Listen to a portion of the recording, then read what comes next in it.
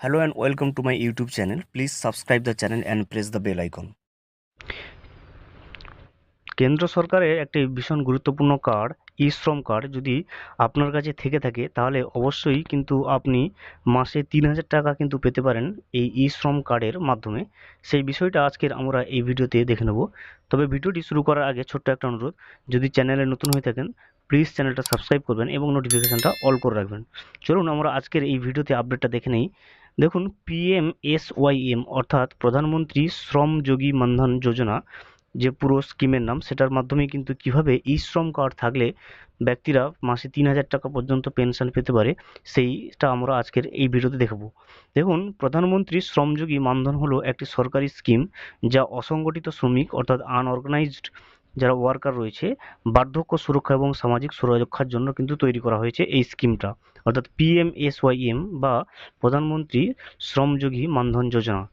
অসংগঠিত শ্রমিকরা কিন্তু অর্থাৎ আনঅর্গানাইজড ওয়ার্কার যারা রয়েছে বেশিরভাগই কিন্তু তারা দেখুন গৃহভিত্তিক শ্রমিক, রাস্তার বিক্রেতা, মধ্যাহ্ন ভোজন কর্মী, হেড লোডার, ইট ভাটা শ্রমিক, মুচি ন্যাকড়া বাছাইকারী, গৃহকর্মী, ধোয়ার পুরুষ, রিক্সা চালক, ভূমিহীন শ্রমিক, এই সমস্ত তারা কিন্তু টোটাল দেশে প্রায় ৪২ কোটি কিন্তু অসংগঠিত শ্রমিক রয়েছে।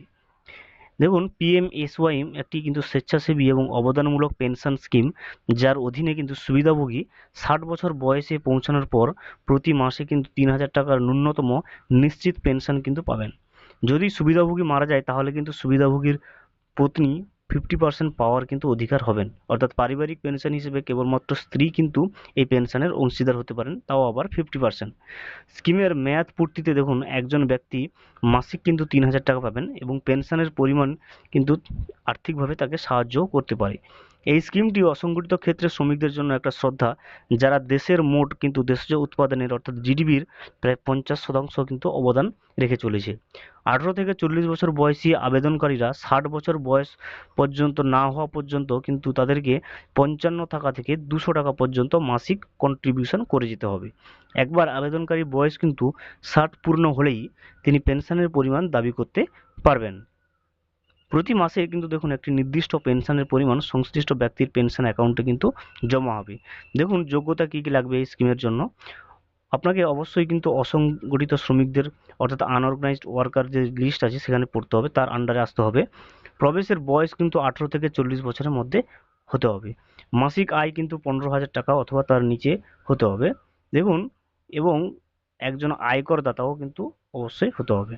দেখুন কী কী লাগবে, দেখুন আপনার আধার কার্ড অবশ্যই থাকতে হবে এবং একটা সেভিং ব্যাঙ্ক অ্যাকাউন্ট যেটা জনধন অ্যাকাউন্ট হতে হবে, আইএফসি কোড সহ এই সমস্ত কিন্তু কিছু এই স্কিমের জন্য অ্যাপ্লাই করার জন্য আপনার কাছে কিন্তু জরুরি থাকা দরকার। Thank you for watching. Please subscribe the channel and press the bell icon.